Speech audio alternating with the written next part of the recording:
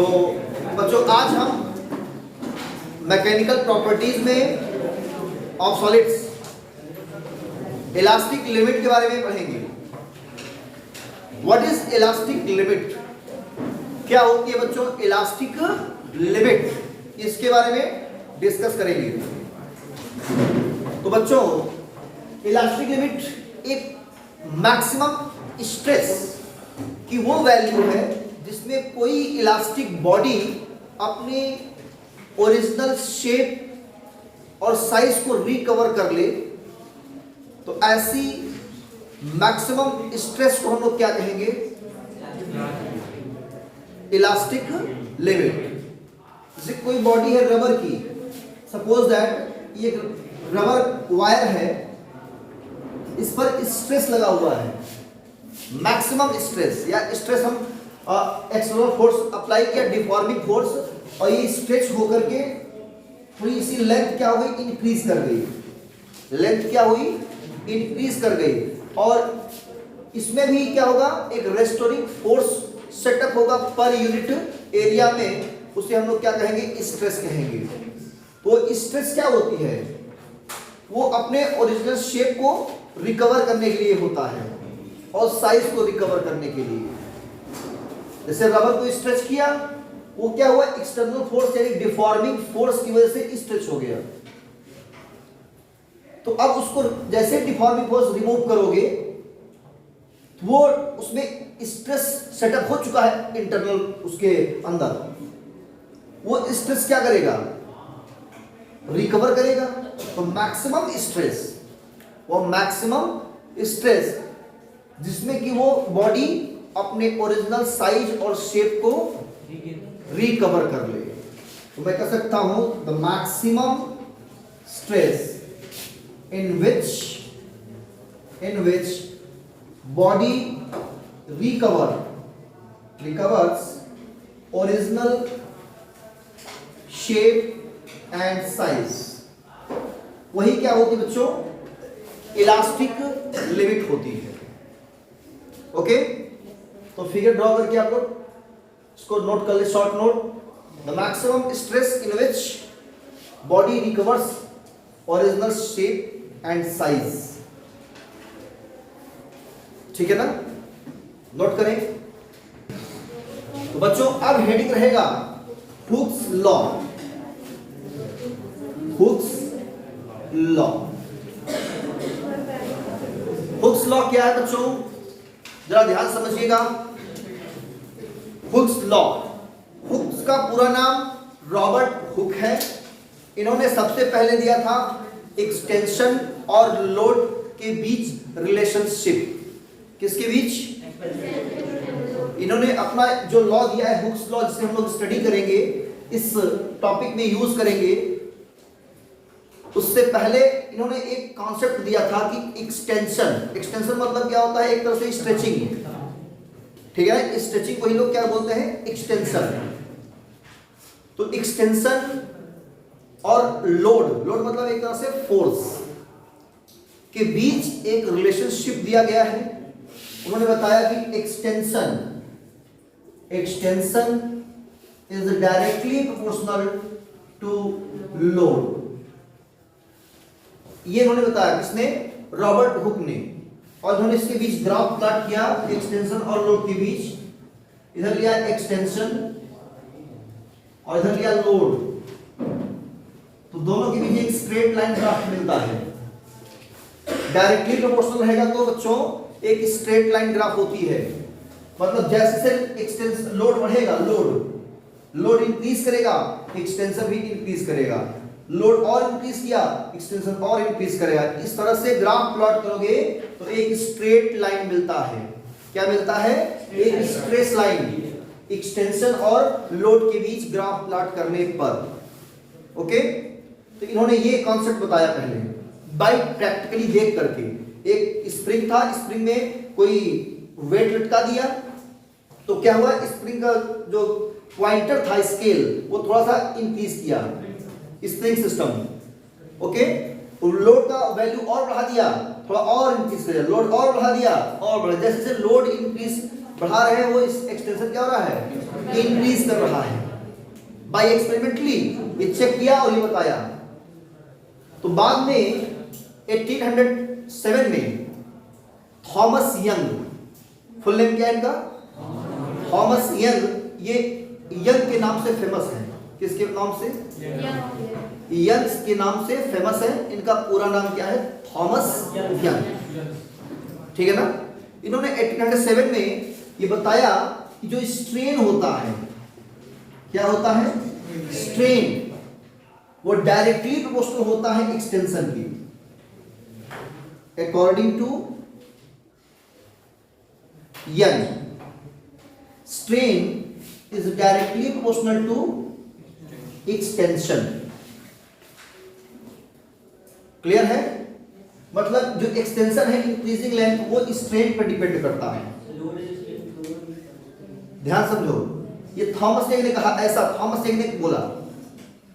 तो बाद में after some time Robert Hooke ने क्या कहा, इन दोनों कॉन्सेप्ट ध्यान रखते हुए under elastic limit, under elastic limit, under elastic limit, जो स्ट्रेस होता है, stress is directly proportional to strain. ये कॉन्सेप्ट उन्होंने दिया। ये सब को ध्यान में रखते हुए under elastic limit stress is directly proportional to strain, this is the Hooke's law, और यही लॉ फेमस है। ये तो सिर्फ ऐसे जनरली है। इन्होंने क्या बताया, किस ईयर में दिया था ये, इन्होंने हाँ 1600 समथिंग दिया था, 1679, और ये 1807 में दिया था। तो इन दोनों के बाद कंक्लूजन क्या इन्होंने दिया, under elastic limit stress is directly proportional to strain. इसको आप लोग स्टेटमेंट में नोट कीजिएगा, ठीक है ना। और जब इस प्रोपोर्शनल को मैथमेटिकली इक्वल करेंगे तो एक कांस्टेंट लेते हैं, यहाँ पे क्या लेते हैं बच्चों, कांस्टेंट। इस कांस्टेंट को कहा गया है E। क्या कहा गया बच्चों, E, हाँ कैपिटल E इनटू स्ट्रेन। यहां से E की वैल्यू कैलकुलेट करेंगे तो स्ट्रेस अपॉन स्ट्रेन, ये एक फार्मूला मिलता है। E क्या बच्चों, E है प्रोपोर्शनली कांस्टेंट, प्रोपोर्शनली कांस्टेंट, और it is also called modulus of elasticity। क्या कहते हैं बच्चों, modulus of elasticity, capital E को। क्लियर है, तो बच्चों यहां तक नोट करें। तो अब हम लोग पढ़ेंगे बच्चों types of modulus of elasticity. जो मॉडुलस ऑफ इलास्टिसिटी है ये कितने टाइप्स की होती है, तो टाइप्स ऑफ, हेडिंग रहेगा बच्चों types of modulus of elasticity. Okay, तो आपने पढ़ा है कि जैसे stress are of 3 types, tangential, longitudinal and compressional, और इसी करस्पॉन्डिंग में ही एक स्ट्रेन भी 3 टाइप्स की होती है, लॉन्गिट्यूडनल स्ट्रेन, वॉल्यूमेट्रिक स्ट्रेन और शेयरिंग स्ट्रेन। तो आप अभी जस्ट पढ़े हो कि मॉडुलस ऑफ इलास्टिसिटी स्ट्रेस और स्ट्रेन का रेशियो है ना। तो अगर करस्पॉन्डिंग हम लेके लॉन्गिट्यूडनल स्ट्रेस ले लें तो लॉन्गिट्यूडनल स्ट्रेन लेना पड़ेगा। सही बात है ना बच्चों। अगर मैं लूं लॉन्गिट्यूडनल स्ट्रेस तो स्ट्रेन में क्या लोगे, लॉन्गिट्यूडनल स्ट्रेन। अगर मैं ले लूं कॉम्प्रेशनल स्ट्रेस तो वॉल्यूमेट्रिक स्ट्रेन, क्योंकि कॉम्प्रेस किया जाए तो वॉल्यूम क्या होगा, मैंने कल बताया था, डिक्रीज होता है ना। तो वॉल्यूमेट्रिक स्ट्रेन उसका रेशियो एक अलग टाइप बन जाएगा, है ना। और एक ले लें हम कौन सा, टेंजेंशियल स्ट्रेस, तो शेयरिंग स्ट्रेन। दोनों का रेशियो एक और टाइप बन जाएगा। इस तरह से ये भी 3 टाइप्स का। पहला होगा मॉडुलस ऑफ लेंथ कह सकते हैं, लेकिन हम इसको एक वर्ड बोलेंगे, Young modulus. Young's modulus, Young modulus. Second number है बल्क मॉडुलस।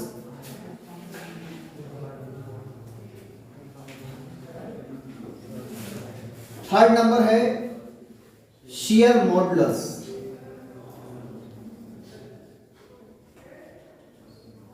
इसको मॉडुलस ऑफ रिजिडिटी भी बोलते हैं, मॉडुलस ऑफ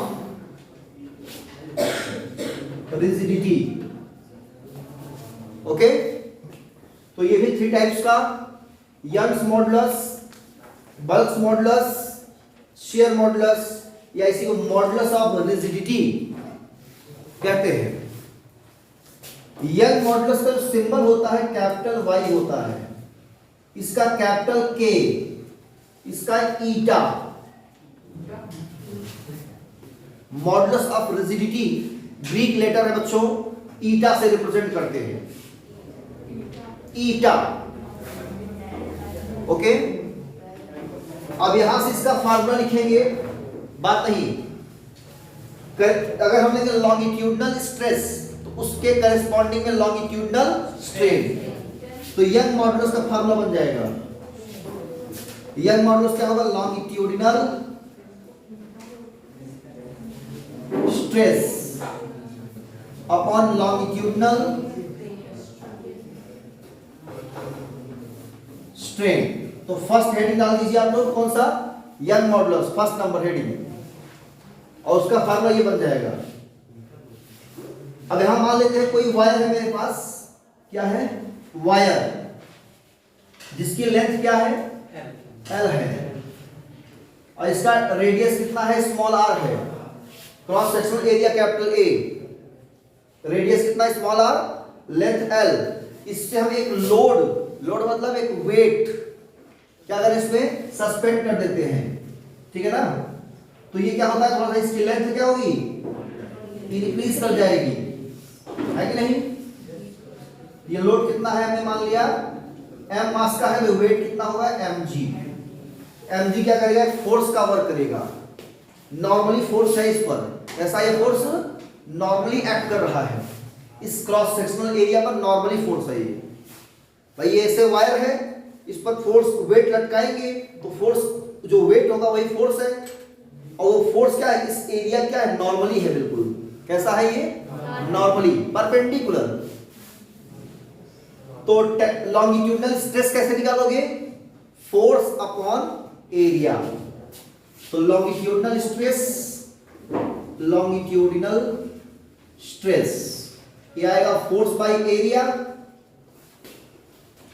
और फोर्स कितना होगा? मास इनटू ग्रेविटी, एरिया हो जाएगा पाई आर स्क्वायर। अब इसका लेंथ कितना इंक्रीज हुआ? मान लिया कितना? डेल्टा एल इंक्रीज कर गया लेंथ। भाई इलास्टिक बॉडी है ये बच्चों, कैसी बॉडी है? इलास्टिक बॉडी है। तो इलास्टिक बॉडी में जब फोर्स अप्लाई करेंगे तो उसका साइज और शेप चेंज होगा। तो लेंथ पहले एल था, अब कितना इंक्रीज कर गया? थोड़ा सा इंक्रीज कर गया इस लोड की वजह से, तो डेल्टा एल इंक्रीज कर गया। तो लोड मतलब एक वेट, और वेट क्या है? फोर्स है, नॉर्मली फोर्स एक्ट कर रहा है इसके एरिया पर। तो इसमें हम स्ट्रेन निकाल सकते हैं, इसमें कैलकुलेट कर सकते हैं लॉन्गिट्यूडिनल स्ट्रेन कितना होगा बच्चों? Delta L by L, increase in length upon original length, या change in length upon original length. ये दोनों वैल्यूज कहां पुट करेंगे? फर्स्ट में।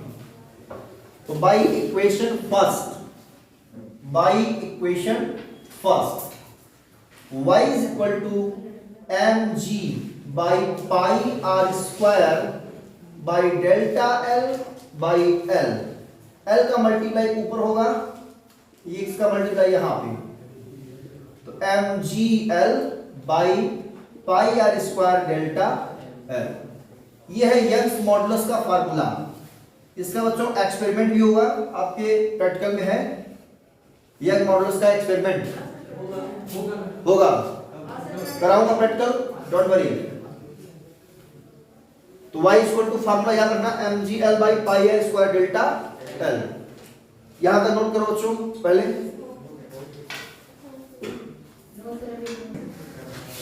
तो अब हेडिंग रहेगा बल्क मॉडुलस। ये इसकी डिफिनेशन कैसे बताऊंगा बच्चों, क्या होगी डिफिनेशन इसकी? तो कॉम्प्रेशनल स्ट्रेस आपने पढ़ा है, तो कॉम्प्रेस जब कोई बॉडी होगी तो उसका वॉल्यूम डिक्रीज करेगा। क्या करेगा बच्चों? कॉम्प्रेशनल स्ट्रेस अप्लाई करोगे तो वॉल्यूम डिक्रीज कर जाएगा। क्या करेगा? डिक्रीज। मान लिया डिक्रीज किया कितना, डेल्टा वी। कितना डिक्रीज हो गया? इनिशियल वी है और बाद में कितना हो गया? Delta V. तो इसके स्ट्रेन को कैसे बताओगे? तो इसको बताओगे volumetric strain. Volumetric strain, volumetric strain is equal to, ये डिक्रीज कर रहा है तो माइनस लगा देंगे। क्या लगा दोगे? Minus delta V by we.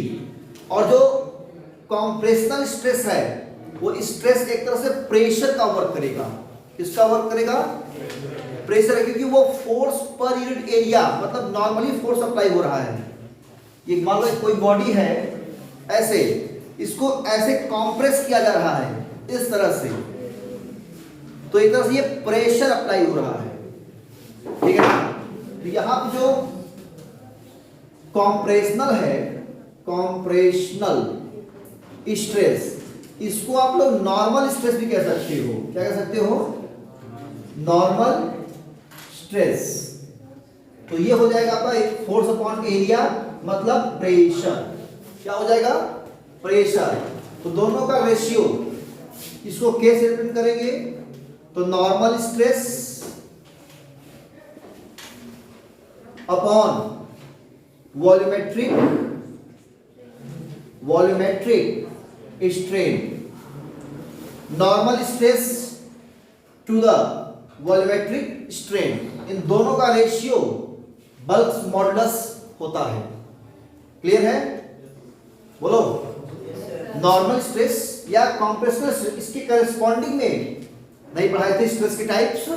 तो सेकंड वाला क्या था? कॉम्प्रेशनल स्ट्रेस, सेकंड वाला। उस कॉम्प्रेशनल को आप लोग क्या कह सकते हो? Normal stress.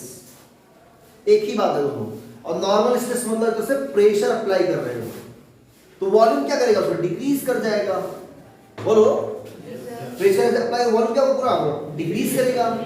तो डिक्रीज करके क्या करेंगे हम लोग? यहाँ साइन क्या लेंगे? माइनस। माइनस से शो करता है कि वॉल्यूम डिक्रीज कर रहा है। तो डेल्टा वी अपॉन वी क्या कहोगे? Volumetric strain.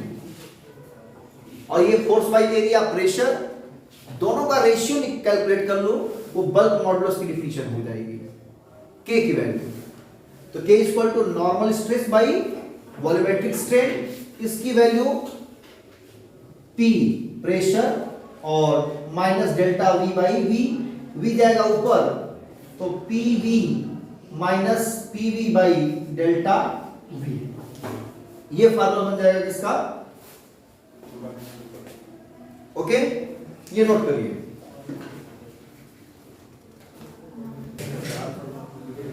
अब हेडिंग रहेगा शियर मॉडुलस, थर्ड नंबर।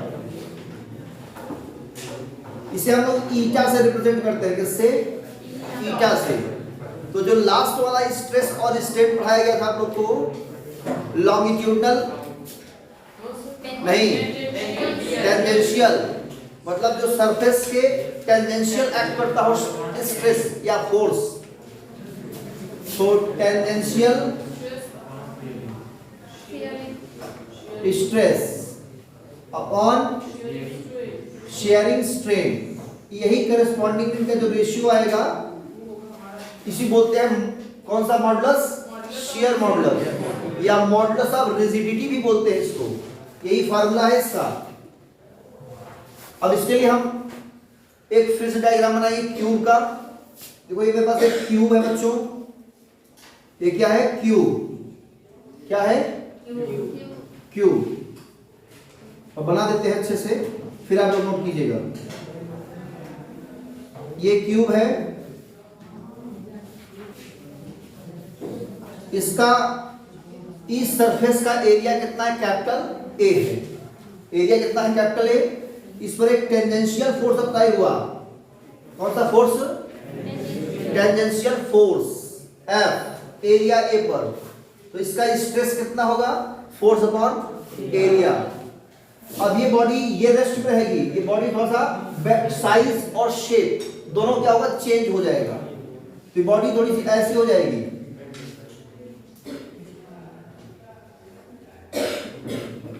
ये बॉडी ऐसे हो गई इसकी, आगे से ये भी खिसक जाएगा।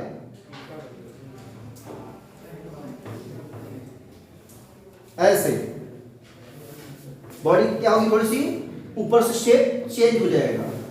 तो कुछ एंगल सब्सटेंड करेगा। यहां पे कितना एंगल बेंड हुआ? Suppose that this angle is theta, this is point A, point B, point C. तो हमें कैलकुलेट करना है टेंजेंशियल स्ट्रेस। तो कैसे बताओगे टेंजेंशियल स्ट्रेस?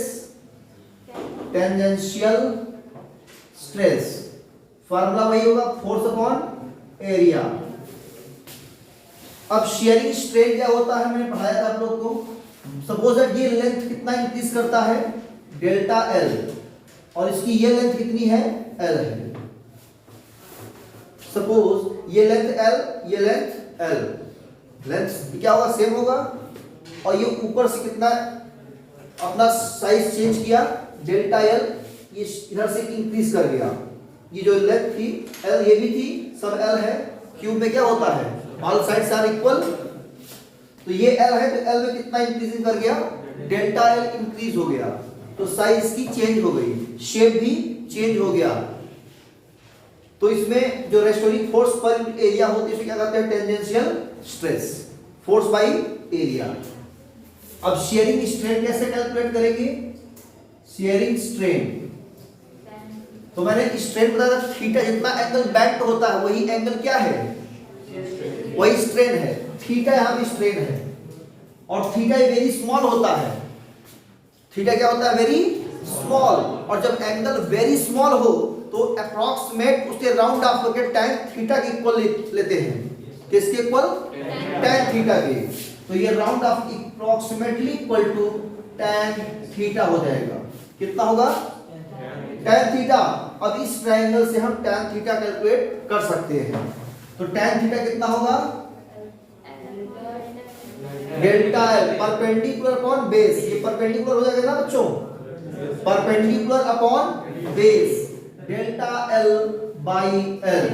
तो tan theta delta L by L आया, और this is the sharing strain. अब इन दोनों की वैल्यू कहां पुट करेंगे? इस फार्मूले में। तो ईटा की वैल्यू आएगी F by A upon tan theta.